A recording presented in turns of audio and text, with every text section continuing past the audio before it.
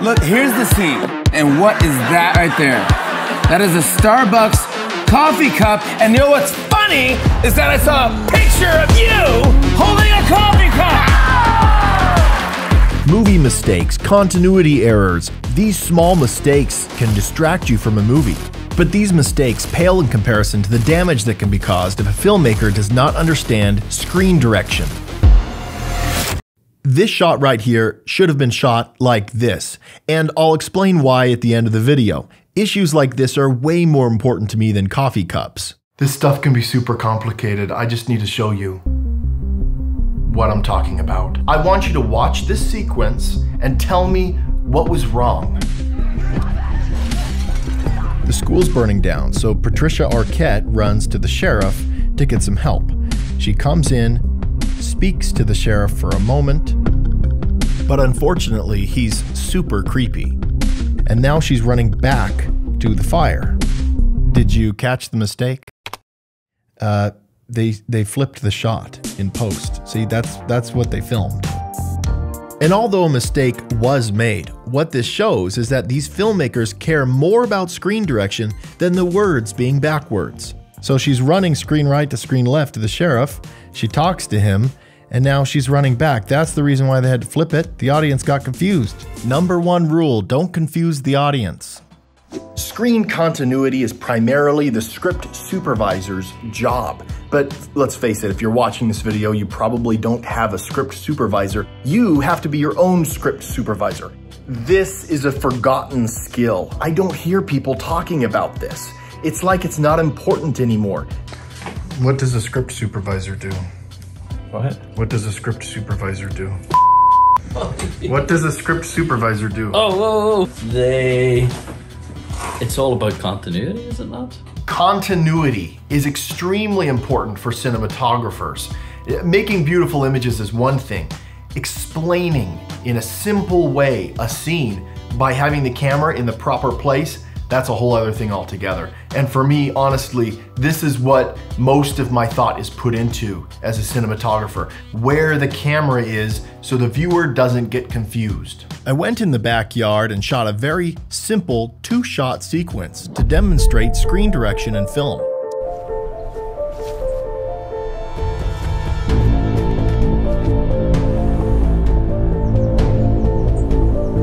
I shot it twice, this time exiting screen left. But because of the change, the next shot needed to be flipped in post to make it seem like the line of access wasn't crossed.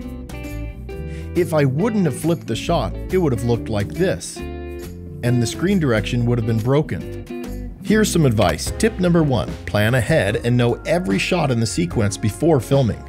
But to get the sequences right, first you have to understand the big picture.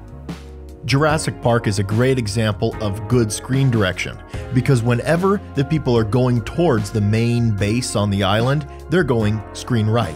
When they're leaving it, they go screen left towards the dinosaurs. Later on, when people are rescued, they come in screen left, they leave screen right, back to the base. This continuity is perfectly maintained throughout the whole movie.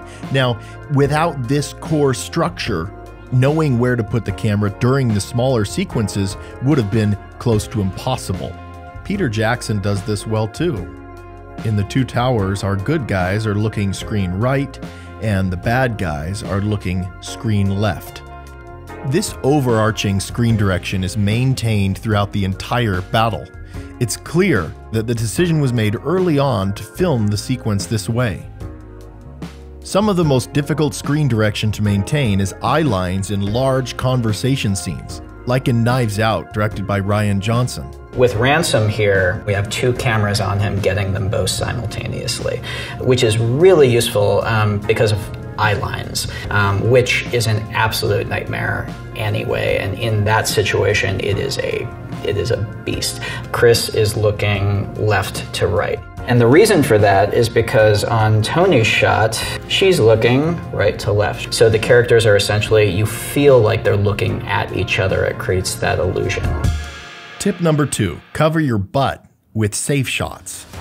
Safe shots are also known as neutral shots, and they can be used to reposition our line of action. They're usually point of view shots, straight on for where the character is moving. If you manage to grab these shots during a chase sequence, they could save your butt. And they're all over the place once you start noticing them. Another band-aid for a change in screen direction is a bystander's eyeline changing. Notice I'm heading screen right, the eyeline shifts, and then I'm heading screen left. It glues the two shots together. Tip number 3, when in doubt, shoot it twice. Now I know this isn't always practical, but if you're not sure about your next location and your character's walking off screen at the end of the shot, shoot it 2 different ways just to make sure. If you shot it wrong, you might have to shoot it again, and you're already there anyway. Another time when screen direction is vitally important is in large interior spaces. Notice that Poe is heading screen left into the ship. When they leave, they're heading screen right. This is no accident. The audience would have been confused if they shot it the other way, thinking they were heading back into the ship when really they were escaping. Now, of all the things that I've told you in this video, this piece of information still blows my mind. If you're filming an airplane flying from Los Angeles to New York, you film it flying screen right. If an airplane's flying from New York to Los Angeles, you film it flying screen left. Because when you're looking at a map, it makes sense that way. This means that if you have actors in an airplane and you have to build an airplane set and you only have enough money to build one side, you need to know which direction they need to be facing, so it all makes sense visually. Unfortunately, this shot from The Proposal was shot incorrectly, and the reason why is because our characters are flying from New York to Alaska.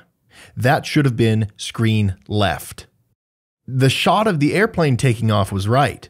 The way they shot the interiors was wrong. Now, there was one shot that could have worked. If they would have led with this head-on shot, they could have edited this sequence together just fine, because this shot was neutral. Now, I know some people might say I'm being nitpicky, but I am a filmmaker after all. What we're talking about here is this vocabulary, this visual vocabulary that we all innately have. When it comes down to it, screen direction really is common sense. But as we know as filmmakers, things can get super complicated on set, and common sense becomes rocket science. When I was first learning about film, I tried to make a short film, and I did not understand screen direction. My shots were all over the place. Because of this, the editing was very difficult. So I want to hear from you. Have you ever made something and forgotten about screen direction? Maybe you should go back and watch some things you've made and see if you've ever messed this up. If you like this video, please don't subscribe. Epic Light Media is too big, we don't need any more subscribers. Go subscribe to another channel. Goodbye.